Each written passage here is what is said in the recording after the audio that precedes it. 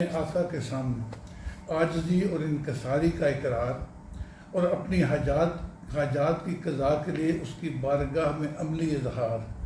گویا معبود یا آقا ہی کی بزرگی اور بڑائی کا اقرار۔ اس لیے عبادت ہی معرفت توحید کی پیشبین، عبادت ہی سے عبد اور معبود میں تمیز ہے، عبادت ہی سے خالق و مخلوق کے مابین حقیقی تفریق ہے، اور عبادت ہی سے ساجد و مسجود میں قرب کا اظہار ہے، وسجد وقت عبادت ہی سے غلام اور آقا میں نسبتی اقرار ہے، اور عبادت ہی میں عبد اور معبود کے اس تعلق کا پرچار ہے جہاں انسان خود بھی اللہ تعالیٰ کی حاکمیت کو دل و جان سے تسلیم کرتا ہے اور نہ ماننے والوں سے تسلیم کرانے کی جد و جہد میں لگا رہتا ہے، اور یہی خلافت عرضی کی معنویت اور یہی انسان کا بلند ترین روحانی مقام ہے۔ انسانوں کو اسی مقام کی اصلیت سمجھانے کے لیے اپنے محبوب نبی صلی اللہ علیہ وسلم کو عرش پہ بلایا، اور سورہ بنی اسرائیل میں اسراء برسول ہی کی بجائے اسراء بعبد ہی جیسے الفاظ سے یاد فرمایا، سبحان اللہ اسراء بعبد۔ ان آیات میں جنات کا ذکر انسان سے پہلے، اب دیکھو یہاں پہلے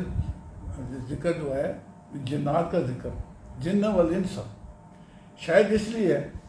کہ جنات کی تخلیق انسان کی جسمانی ظہور سے قریباً 2000 سال قبل ہوئی،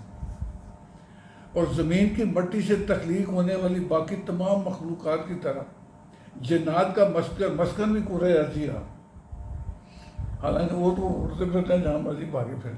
لہذا لازم ہے کہ جنات کے لیے بھی اللہ تعالیٰ نے عبادت کا ایسا طریقہ وضع فرمایا ہے جس میں انہیں اطاعت یا معصیت کا اختیار ہے۔ اسی اختیار نے کثرت عبادت میں رہنے والے جنات کے سردار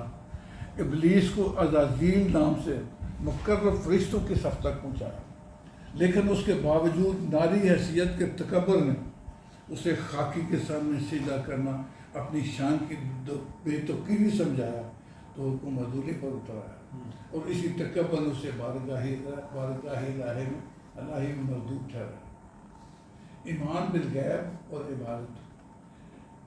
کائنات اور اس میں متحرک ارض و سماوات براہ راست انسانی مشاہدات میں آتے ہیں تو عقل اس حقیقت کو تسلیم کرنے پر مجبور ہو جاتی ہے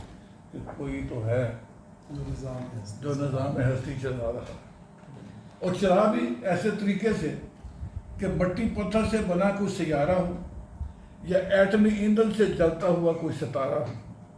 ہر ایک اپنے اپنے محور میں زیر گردش اپنا مخصوص کردار بے کمال انداز میں نبھا رہا ہے۔ سورج، چاند اور دیگر اجرام فلکیات کے بارے سورہ یاسین میں لَلشَّمْسُ يَنبَغِي لَهَا أَن تُدْرِكَ، نہ سورج کی مجال ہے کہ پیچھے سے چاند کو آ پکڑے،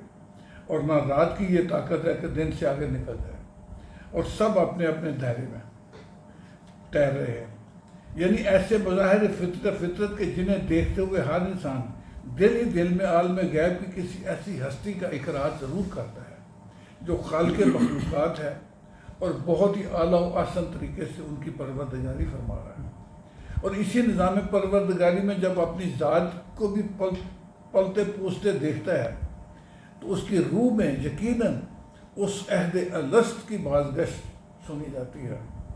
جس میں اس نے ذات ہستی کی ربوبیت کو تسلیم کیا، الست بربکم۔ اب دیکھیں انسان کو کیسا اس نے بنایا، اس وقت جسم نہیں تھا، روح تھی، اور روح سوال ہوا الست بربکم۔ تسلیمات کی یہی بازگشت در حقیقت انسان کو اس عبادت کی طرف مائل کرتی ہے جس میں معبود یا تو وہی تسلیم کر لیا جاتا ہے جس کے بارے غیب کی خبریں بتانے والے اللہ تعالیٰ کے بھیجے ہوئے انبیاء و مرسلین دعوت دیتے ہیں، اور ایمان کی پہلی شرط غیب پر ایمان کے یؤمنون بالغیب، لیکن قرآن کا پہلا شرط ہی ہے، اور یا پھر انسانی عقل و شعور کو متاثر کرنے والے ایسے عوامل سمجھ لیے جاتے ہیں جنہیں ناسمجھ انسان اپنی پال پوس کا ذمہ دار یا قضائے حاجات کے پہرے دار تصور کر لیتے ہیں۔ ایسے ناسمجھوں کے ایمانی اعمال کے بارے سورہ یونس 19 میں ہے، وَمَا كَانَ النَّاسَ إِلَّا أُمَّةً وَاحِدَةً فَاخْتَلَفُوا، نہیں تھے مگر ایک امت پھر باہم اختلاف کرنے لگے. یعنی کرۂ ارض پر ابتدائی ایام اکثر و بیشتر انسانوں نے خالق کائنات ہی کو حقیقی معبود تسلیم کیا، لیکن جیسے جیسے ارتقائی علوم و فنون میں ترقی پذیر ہوا اس ذات پاک کو بھی تصورات میں لانے کی کوشش کرنے لگا جو انسانی فہم و ادراک سے ماورا ہے.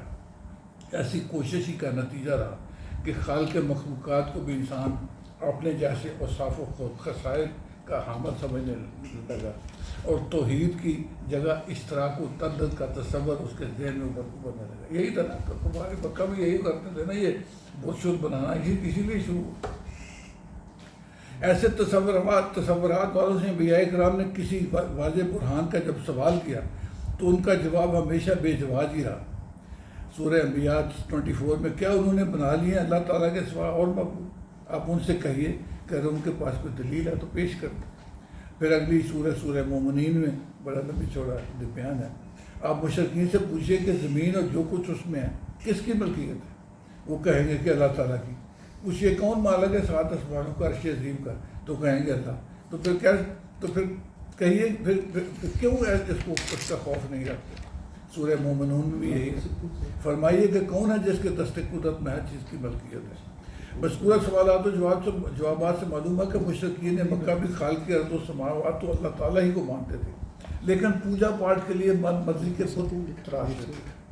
اس لیے نبی آخر زمان نے ان کے سامنے جب اللہ تعالیٰ کی وحدانیت کا اعلان فرمایا تو مشرکین نے اسے تسلیم کرنے سے انکار کیا. اور ایسا ہی حال گزشتہ اقوام کا بھی رہا. سورہ انبیاء 25 میں اور نہیں بھیجا آپ سے پہلے کوئی رسول مگر یہ کہ ہم نے وہی بھیجی اس کی طرف بلا شبہ نہیں کوئی محبوب سوائے میرے. طے ہوا کہ انسان اپنے لاشعور میں تو خالق مخلوقات ایک ہی ذات کو تسلیم کرتا ہے، لیکن اس کی عقل کسی ایسی ذات کو معبود ماننے میں مشکلات میں مبتلا ہو جاتی ہے جو اس کے فہم و ادراک سے ماورا ہے. اس لیے کہ عقل بذات خود عالم خلق میں ہے، تخلیق ہے یہ خود، اور عالم خلق عالم امر کے سامنے مجبور اور بے شعور ہے.